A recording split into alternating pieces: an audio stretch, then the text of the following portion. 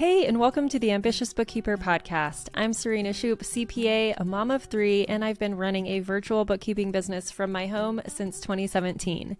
You are in the right place if you are a bookkeeper, accountant, or an accounting student, and you believe and know in your heart that your purpose is bigger than sitting in a cubicle.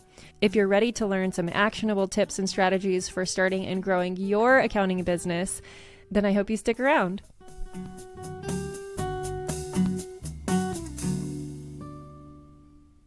Welcome back to the Ambitious Bookkeeper podcast.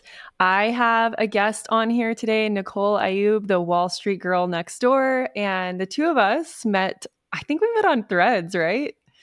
We did, yeah. Yeah. Sometimes the Threads algorithm has been like really good to me. And I keep promising an episode to talk about Threads, and I have not yet. So regardless, welcome to the podcast. I'm so excited to have you.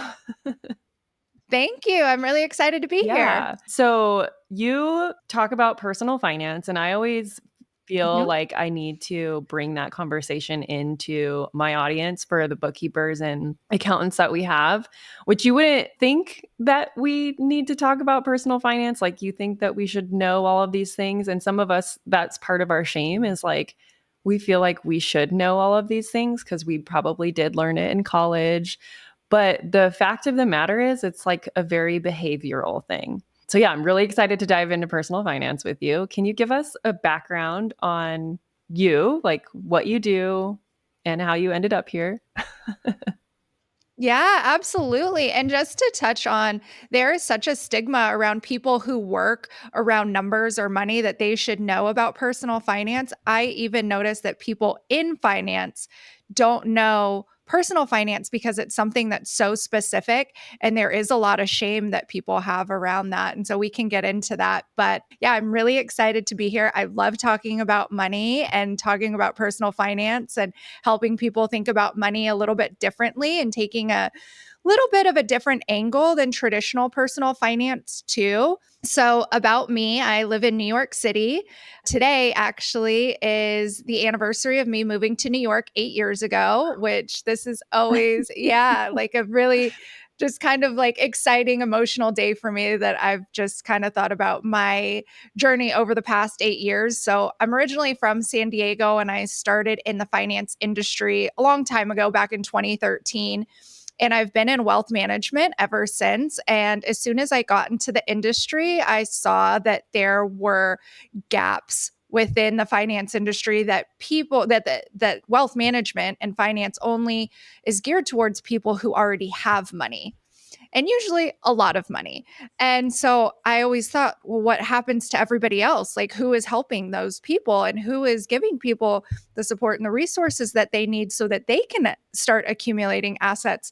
And so this has been a really long time passion of mine. And 2 years ago, actually, today, October 17th is a significant day. That's so awesome. It's the day I moved to New York. Yeah. And then it's 2 years ago is the day that I actually launched Wall Street Girl Next Door. And last year on October 17th was the day that I launched my podcast, The Money Diaries. That's so funny. And so Why? Yeah. Is it just that like in October, you're finally like, okay, I'm doing this? Yeah. It's like a real go month for me that I'm just That's like, so interesting. let's just make things happen. Is it like planned that and you're like, oh, this was the anniversary of me moving here, so I'll start this thing? Or it just kind of happened that way. And then it was the date that my website and everything went live. And then the podcast was a little bit planned, where I was like, I really want to post my first episode on this date because it was around that same time. So I was like, okay, instead of having it like 2 weeks before, I'll just wait. So it's just kind of, everything's in kind of synchronicity together. That's so cool. And so I started my brand to really help people think about money differently than just you should pay down your debt and live below your means. It's really looking at money from a mental and emotional standpoint, because that's what drives our behaviors. And I feel like we never talk about that. And money never gets talked about, which is why I started my podcast. And the reason I started it was to talk about all the parts of money we never talk about, and to start bringing some of that forward, just like you were saying, like the shame and fear and some of the things. Like, when you go to brunch, like you don't sit around and talk about your money. It's Yeah. just like we talk about all different areas of our life, but money is something that people hold very tightly and keep very secretive. And there's also just a stigma around it's not polite and it's taboo. And I'm like, we got to break that. Yeah. It's time to break that. And so that's what I'm trying to do. That's exciting. Yeah, I think about it and like I do talk money with my other entrepreneur friends in like casual Mhm. settings, but otherwise no. I Yeah. don't even talk about it with like Yeah. my family, like my parents and my siblings and stuff, which is crazy. So, yeah. Yeah, and I think people that are in the entrepreneur space, especially people that are online, we tend to be pretty open Yeah. books. And in entrepreneurship, there can be it can be very fearful and a lot of big wins that come with and milestones that come with being an entrepreneur, but also like inconsistent income streams. And so I feel like in that space, it's really nice that people can talk about that and share those experiences with other people that are going through similar experiences with their money. Yeah. I will say that once we connected and before I went on your podcast, I started listening to your podcast. And I have intentionally been like, since listening to some of your episodes, been like, I should broach this subject with like my friends and people that I don't normally talk money with. And I have. And it's really interesting to see people's reactions like, why are you telling me this? Or like, why are you talking about this? I'm just Yeah, like, it's just money. I know. And that's like the crazy thing is that that's like people's reaction to it is it's like, wait, why are we Yeah, they talking get about like this? you And it's can like, okay, physically let's feel them get like uncomfortable and it's just like, "Calm down, it's okay." exactly. And that's why I'm like, we have to start breaking that down because once we start talking about it more, that's when we can start really seeing that everybody has their own journey and struggles with money and we're not alone and can break down a lot of the shame and the fear that we kind of keep to ourselves. Yeah. One of the big reasons why I find it helpful to kind of talk about, I think it was like one of your episodes on like dating and talking about money with people that we were Mhm. dating. And I was like, this could be applied to friendships too, of just like being Yeah. upfront about what your like money goals are so that you don't get like wrapped up in like, let's go to Sunday brunch every weekend or like, let's go out to eat every day or let's go do this thing. Cause it's like, you don't want to miss out on the relationship building stuff. But like, if your friends don't know that you are trying to save, they're going to keep inviting you to these things. So you kind of have to talk about it. So, Yeah, and that's actually something that's called loud budgeting, and so when you're and you would be surprised that when you start talking about like, "Oh, hey, you know what? I'm saving for a vacation or I'm saving for this financial goal. Do you mind if we grab a coffee and go for a walk or do something else? Like, do you want to come over and we can cook dinner together?" Like something like that that's not always about going out and spending money. People actually love that and will I notice a lot of the times will say, "Oh, you know what? Thank you so much for recommending that because I've been a little tight on money too." And, it's kind of like thinking outside the box and being able to be open and honest with your money and say, oh, this just, I'm really saving for something and I have these goals. And so it's just being honest with people. And I've noticed that people respond really well to that and are kind of in the same boat too. yeah. And it's like they just didn't want to be the first one to be like, I Yeah, can't, you know? exactly. Yeah. Yep. Yeah. So I on your podcast, you talk a lot like you interview people and talk a lot about like money stories.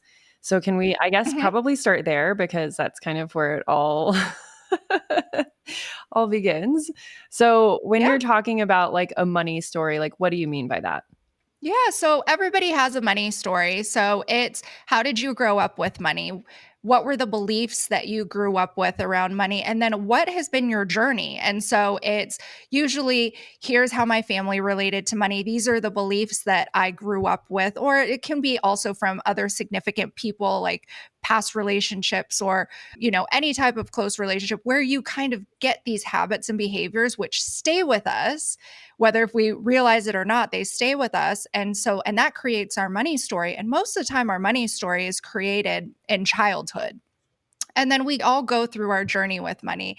And sometimes we go through periods of debt or where we were doing excessive spending or, more like retail therapy or whatever it is that we're doing. That's our money story. And then it's really how we relate to our money and kind of our money journey. And so everyone's money journey is unique, but I notice that it's all kind of everybody has like the same similarities. And so the reason that I like to talk about it is because a lot of times people don't really think back to how they grew up with money or their beliefs, or like, where did I get this belief from? Is this actually my belief, or is this just something that it was just like, well, this is just how I thought it always was with money and I don't know any different. And so it's really the first step to healing your relationship with money. And if you want to shift or change any of your money story, like we can change it at any time. Like we can always have a new story. And so, especially if you grew up with a type of money story that you don't want to carry anymore, then you can change it. But you first have to know, where did it come from? What is the actual story? And then you can work on shifting it into, what do you want it to be and what do you want to create? Yeah, that's so powerful. I did that exercise near the beginning of my entrepreneurial journey, which is like, man, I wish I had learned all of this while I was in corporate. And it's something that I just, like with anything, it's like nothing's ever completely healed emotionally or with money or whatever. Mhm. Like you're never completely healed. It's like, it's kind of like ever evolving, and like you have to keep revisiting basically. It might not be like revisiting the same parts of it, but especially because you can't work on all of it all at once. So Yeah, it's an yeah. evolution. So it's something that like I still tend to reflect on. But yeah, having like journaling that out is a really good exercise, and coming back to it and being like, okay, I think like that one I'm good with. And you can like cross it off. Yeah, and a lot of times, like, these behaviors and these habits or thought process, like, the mindset can come back too, and so it is an ongoing journey. It's never like, "Oh, you know what? I paid off my debt. I'm healed with my money," and or like, "Oh, I worked past that belief, that limiting belief, and now everything's fine." It really is an ongoing journey, and more is uncovered, especially the more that you start to be in tune with how you relate to money. More is always revealed and comes to the surface, but that's how you get more freedom. And really, what I want to help people with is for people to enjoy their money and, have fun with their money, and to have like this light kind of ease and flow with their money, and not like rigidity and scarcity and fear. And so, in order to get to that place, you really have to work through those. It really is ongoing. Yeah, absolutely. So I'm guessing like that's where you start with someone when you work with them, is like, let's talk about your money story. Is that something that you Mhm. have them just like talk to you about, or do you have them journal it, or like what's your process there? Yeah, both Yeah. of those things. And so I usually have clients, I give them a bit of work to do in between sessions, because a lot of this, like being a personal finance coach, it's my job to empower people so that you're not going to need a coach Yeah. forever. It's my job to help people, give them the tools and the skills that they need to have a healthy relationship with their money and really to start thinking about it differently. So a lot of that work is done in between sessions, so that when we come to session, we talk about the work that they have to journal. And so starting with your money story is always the first place, because that's where we really have to see, okay, where do we need to start and begin and healing some of that. And it's always a combination of, yes, we have to look at the numbers and more of the traditional personal finance things, but really we have to look at what's driving the behaviors, because if we don't address the emotional stuff that's underneath those behaviors, you're going to end up in the same cycle. Yeah. I've noticed that with all types of coaching, like not just around money, but any type of behavior that you want to change. It's driven by some sort of emotion. So you have to dig really deep. And I think a lot of people are like, I didn't know I was going to have to do this. Do I need to go to Oh, therapy? yeah. I had the same reaction. I just am doing more of a deeper one-on-one with my mentor, and I've been on this healing journey with her for years. And now we're like even doing like more deeper work. I'm like, "Oh my gosh, like it just you keep going." Yeah. Yeah, it's crazy. So you said you're a personal finance coach, so you work on the money Mhm. story, but ultimately, like people generally come to you because why? So there can be a variety of different reasons. So a lot of what I do is working with women and helping them build their financial independence, and so that it's really about building there is the sense of independence, but it's building financial confidence so that you're confident that you can feel good about your money and your decisions around money, which is not linear by any Right. means. Everyone's money journey is never linear and it's never going to be perfect. And so I always like people to know that, you know, don't expect that it's going to be like perfect and you're never going to go back into old behaviors or anything like that. It's a process, but you know how to get back on the beam when you veer off track. But yeah, so what I look at is it can be a variety of different things. A lot of times people come to me and they want to pay down debt and they want to be debt free. And so that's one way that I help clients. I also help clients, like, whether if you have debt or not, focusing on what your goals are and what your purpose for your money is and really giving it some direction, because that is huge. Like, if you don't have tangible written financial goals, then your money can be going all over the place. And so I always like to say that the goals give your money direction, and it is motivating. And that's like the exciting part, is when you start to think about the things that you want to do with your money and then you create a Yeah. plan on how to get there. And sometimes some part of the plan is, okay, we have to put things to the side for a little bit until you can pay off your debt or pay off a portion of it. And then, we can start factoring in the goals or some of the other things that people want to do. And a lot of it is just really working with people on an emotional level about their money. So it's addressing, do you have any fear? Are you in any type of scarcity? Do you have shame about your money? Like, what is it that we need to work through at that root level to really help people transform their relationship with their money? Because when you address it from that perspective, the behaviors start to change on their own. But then I do work with clients at looking at their spending. I always tell everyone that is something that you cannot miss. That is such a vital step, because every time that I talk to people, they're like, I don't really have a spending problem, or I know how much I spend on going out. And I'm like, okay, that's great. We still need to see like the exact numbers of what is actually happening with your spending, because that's where, that's like the backbone of everything with your money. And it also creates that attention that you give your money, which is something that I notice people don't, it's just kind of there. People don't really want to look at their bank account. They don't really want to check their spending. And so it's easing some of that fear and that overwhelm and anxiety that comes up, and being able to hold people through that Mm. and hold space for them until some of that anxiety eases and they're able to track their spending with more ease and check their bank accounts more.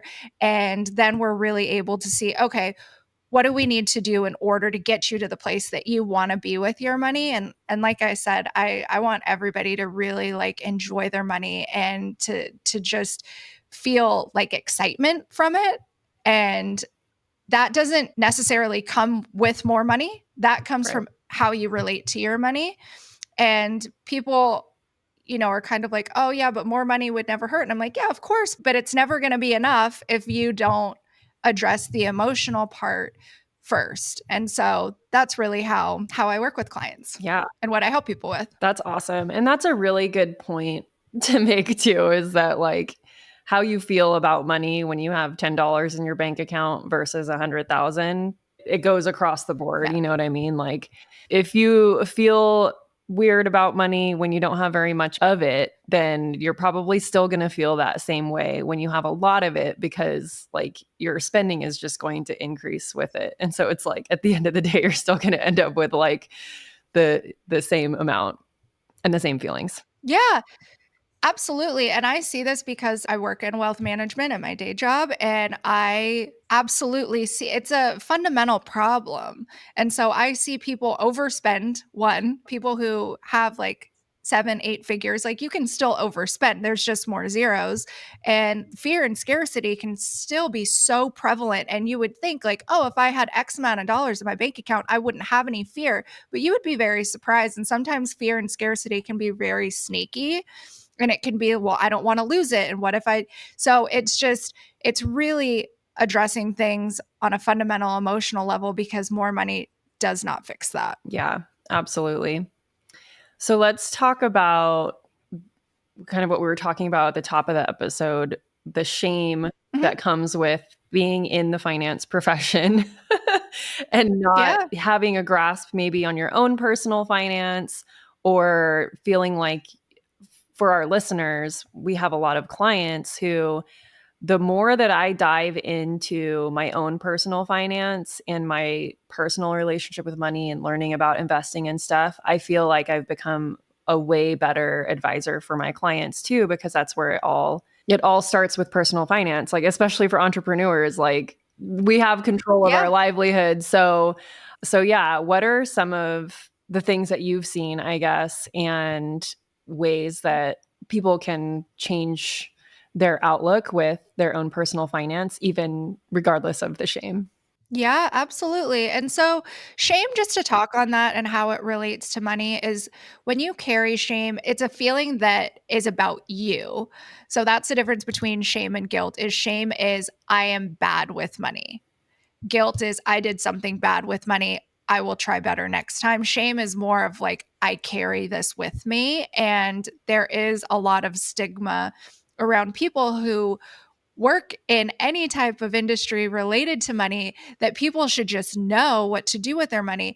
But barely anybody really knows what to do with their money, even people in the finance industry. And I've had people come to me and ask, what should I be investing in? How much should I be saving? And they won't know how to respond because it's not their area of expertise. And no matter what industry you work in, like, your area of expertise is what you know. And because we don't teach personal finance at any level of education, really, so not like high school or college, which there's starting to become more states that are making it a requirement, which is great. Yeah. But also, still, I hope like a class will help, but it's like real life experience is how you learn. And so it's taking that kind of pressure off of I should just be good with my money, or I should know what to do with my money, because we're not taught what to do with our money. And definitely out in the real world and banks and everything, like, they're not teaching people how to pay down debt, because they make money off people having loans and debt. So it's this cycle. And so it's taking the pressure off and being able to address, like, oh, okay, I'm realizing that I have some shame that I'm carrying about this. And then you can start. And one of the biggest ways to break down shame is to talk to somebody about it.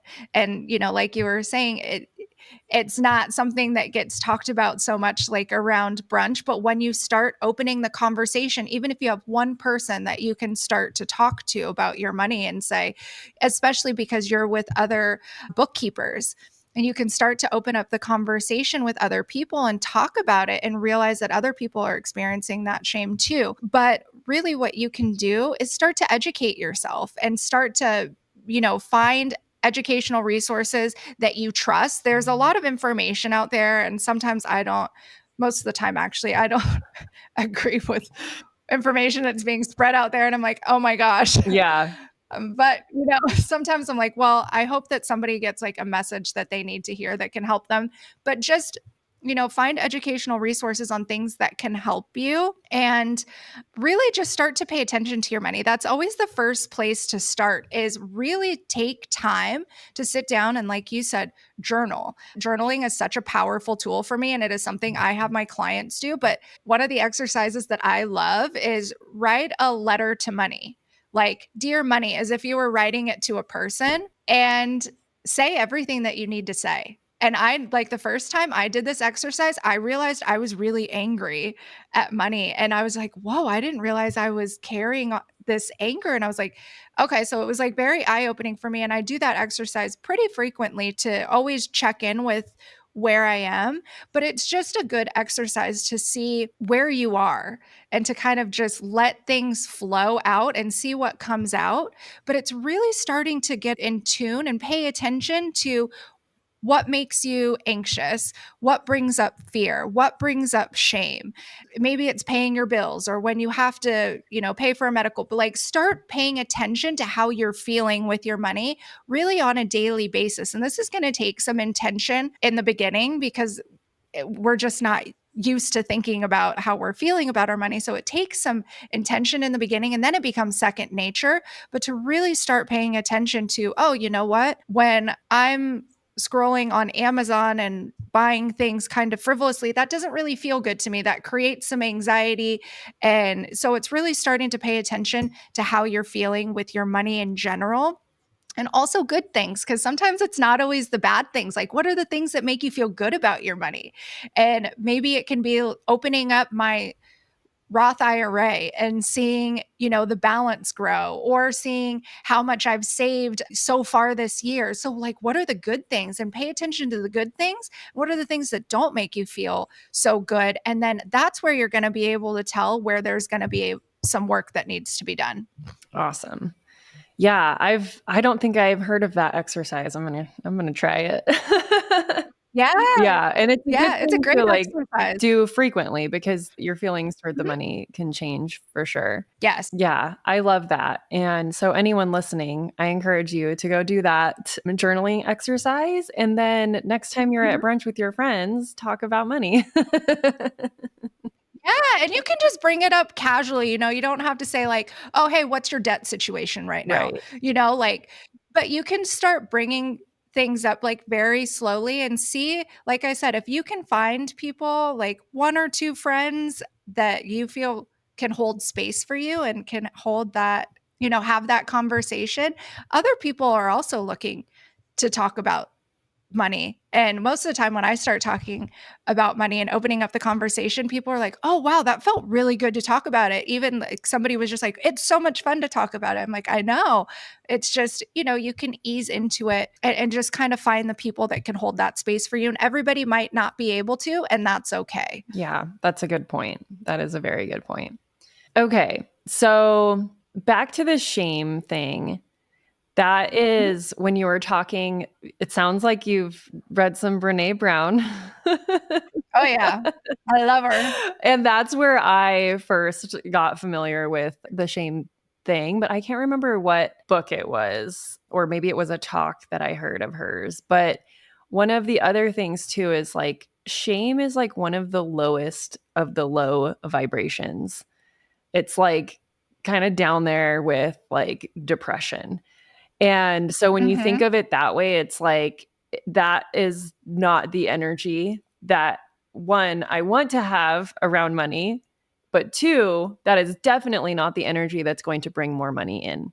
Yes, absolutely. And that's like a big thing that I have people start looking at. And first of all, I love Brene Brown. I absolutely love everything about her and her message and her vibe and how she communicates about these really deep, difficult Yeah. topics in such a light way that is so relatable. And I always feel I'm like, she's talking right to me. But yeah, it's the energy of how we're relating to our money. And when we hold on to that shame or even any scarcity and fear, that's energetically how we're relating to money. And that's the mindset that can keep us stuck in where we are. And so it's noticing that and really starting to pay attention to it. Like, being able to cue in to what's happening with you energetically, like in your body too, is so important. And then you can start to think about, how do you want to feel about your money and what do you need to do in order to break out of that place that you're in of the fear or the shame. And so it's the number one question is, whose fear is that? Because usually when it's fear or shame, it's not ours. Mm, And so it's coming into touch with, where did I learn this from? Where did I pick this up from? How old is this fear and this shame? And so it's like going back to the money beliefs and then really tracing it back and saying, like, where did I pick this up? And then you'll be able to kind of shift it that way of once you're able to understand it. But then on an energetic level, you really want to start paying attention to, am I blocking money from coming into me or flowing to me, or am I in an energetic and mindset place where I'm really thinking about, one, it's kind of trust and faith, trusting and having faith that everything is okay, everything is going to be okay even if you're going through a tough time, and really paying attention to, are you holding on to so much fear? And the other, getting to the other side of fear is turning over, into faith. But in between those two things, you have to take some action, because we can't just, we have to do things. We have to take action in order for us to get a different result. But it's your mindset and how you are feeling about your money, like in your body and thinking about it, is really going to create the energy of how you're relating to your money and how your money is relating to you. yeah, that's such a good point. we could just totally go down the rabbit hole here on like energetics Yeah. and stuff, which is, yeah, one Yeah. thing that I like a lot of people may or may have not heard, like that whole be, do, have thing. Like the normal way of thinking or traditional, I guess, traditional way of thinking is people are like, oh, I want to have this. So I'm going to do this and then I will be happy or whatever, right?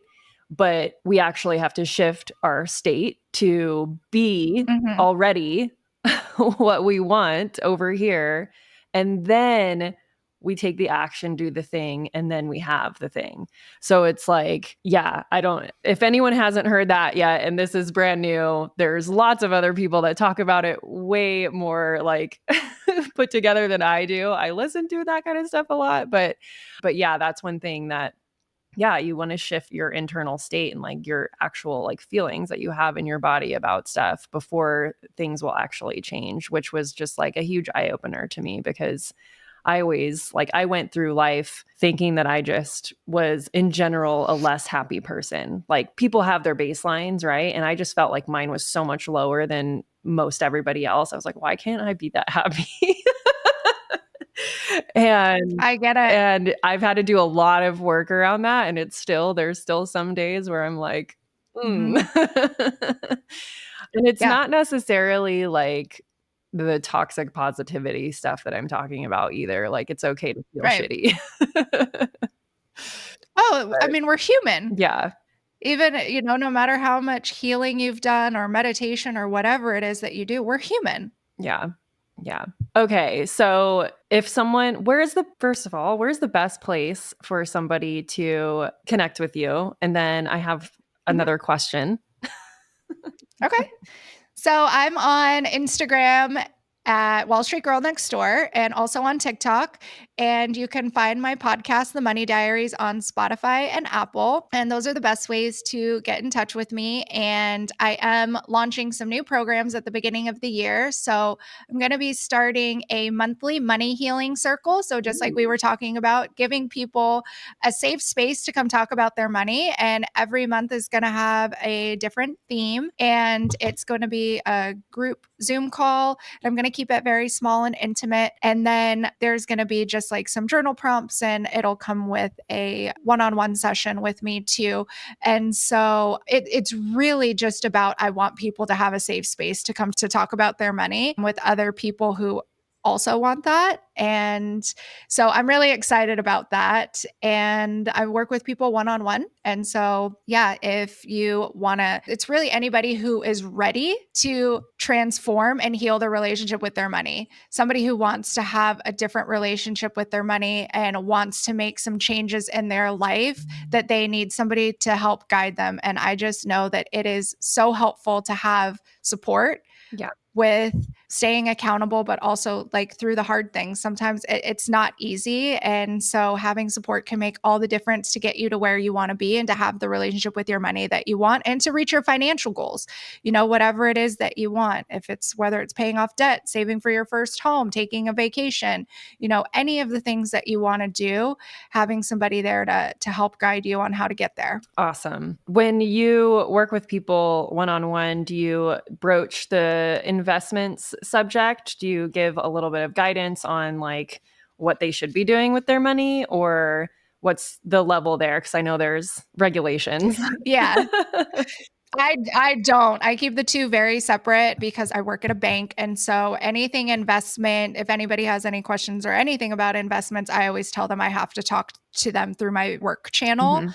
And so unfortunately, anything investment related, I can give general guidance, but anything that if somebody has questions about how should I be investing or here's what's in my IRA, that has to go. That's through my Yeah. my day job. So That makes sense. yeah.